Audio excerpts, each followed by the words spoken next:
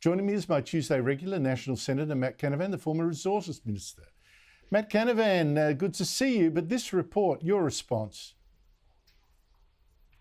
Look, I think you've summed it up very, very well, Andrew.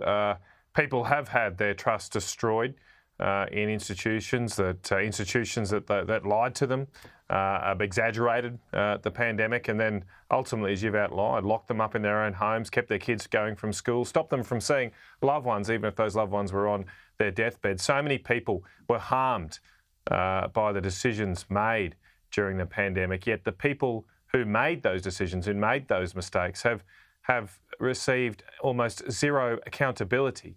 Now, I haven't been able to read all of this report today, but I welcome its at least admission of those failures. It's an admission, though, that it had to make under enormous constraints imposed on the review by the Prime Minister. He told them they couldn't look into the specific decisions of the state governments. He exempted them from this review. They've held no public hearings of any kind. I mean, how can we restore trust in our society until those people who made those decisions come in and under oath tell us all what the hell happened? How did this happen? Why did it happen? And how do we make sure it never happens again? As admirable as the findings of this review are, I don't think we've got closure yet until we have a proper royal commission into the COVID pandemic. We had one 100 years ago after the Spanish flu. We have ones almost every time there's a policy issue now. We have a royal commission.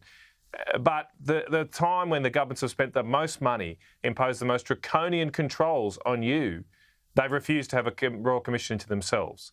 That's not going to do nothing to restore trust. We badly need to restore trust in our public institutions, but I don't think it'll happen until there is accountability. Yeah, and let's not also forget that this is a wider cultural problem.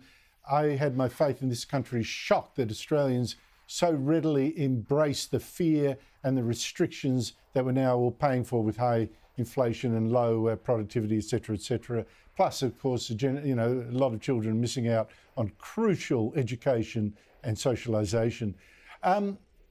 Matt Canavan, I mentioned at the top of the show this new Future Fund boss, Greg Combet, saying he wants to invest more of our money in the Future Fund to cut emissions and get to net zero. Is that his job? Well, I wish it wasn't. I think he's going to get away with it under this government because they're effectively here using your piggy bank to pursue their own political pet projects. This is your money. It's not theirs. It's not Greg Combet's money. It's not Anthony Albanese's money. It is the money of the Australian taxpayers. And if it is misspent and lost and squandered, then we'll all have to pay more in the future to pay for these unfunded public sector liabilities, which remain unfunded. The Future Fund does not cover all of them, despite the admirable work of Peter Costello. And Peter Costello, he clearly ran the fund to make sure it offered a return. And I think when we invest our money in our own superannuation funds or invest them in a managed investment trust, what we want our managers to do is to make a return for us, to spend our money wisely and put that money to work.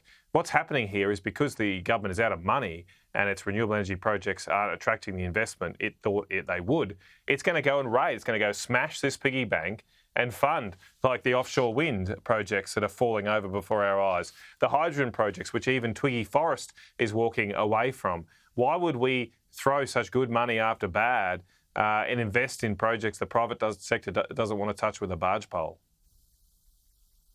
I think this is so dangerous. Stick to your knitting, Greg Combet. Just make money to fund future liabilities and let saving the planet up to the government.